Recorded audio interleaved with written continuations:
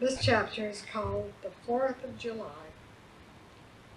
I'm tempted to say that when I was growing up in Newton, Christmas was observed. Birthdays were noted, but the 4th of July was celebrated. We looked forward to it for days as preparations were being made in the community and at home.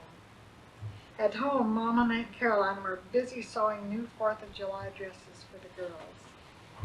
I cannot remember Christmas dresses, but always for the 4th of July, we had new, pretty white dresses.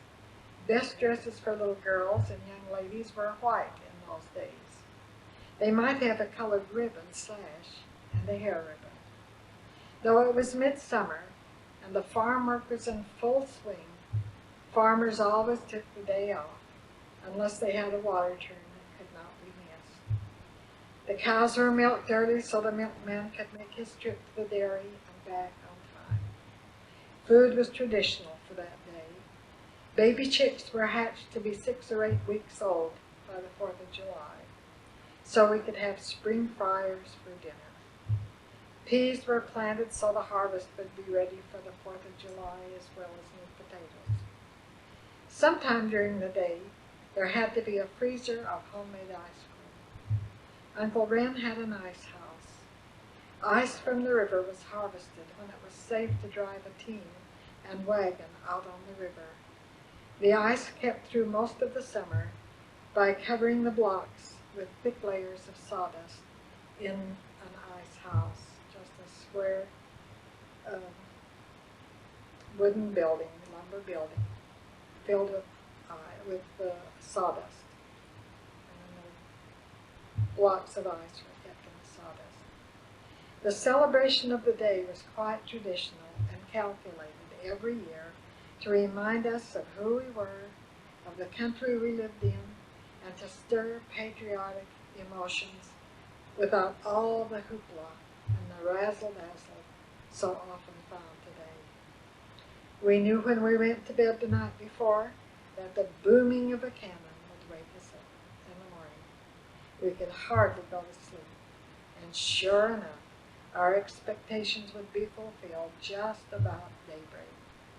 After breakfast and chores, we were ready to be dressed in our new clothes and head for the meeting house for a special patriotic program prepared by the committee and conducted by its young chairman.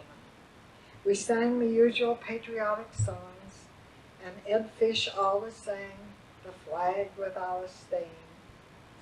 I have a lifetime love affair with the flag of my country. I have had a lifetime love affair with the flag of my country, even in spite of its recent stains.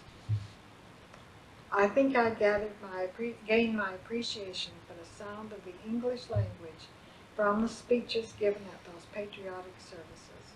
We were fortunate to have 2 colleges right across the valley where we were able to go for speakers. Professor Hickman and Professor Casto are 2 that I remember most. They were often called orators, and their speeches were called orations.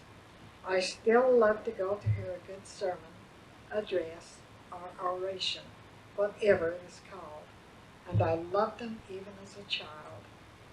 After a meal of delectable food of our own production, often shared by some of the relatives or visiting speakers or singers, if any of us were on the committee, we were ready for the children's dance.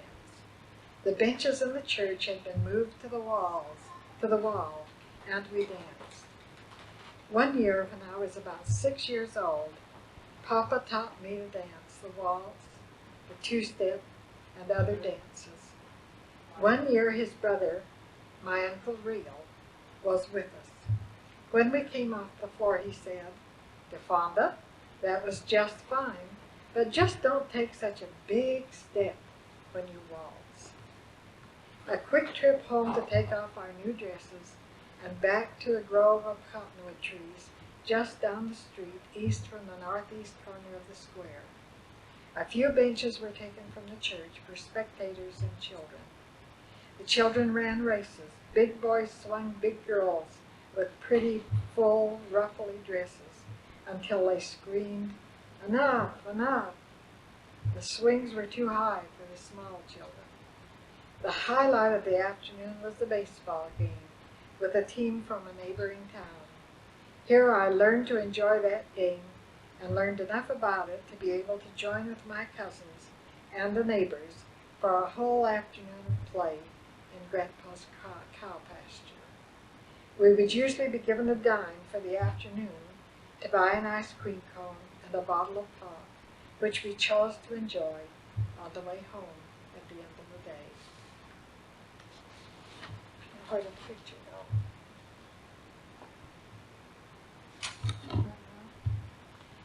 This picture, if we can get it in focus, was taken on July the 4th, 1910.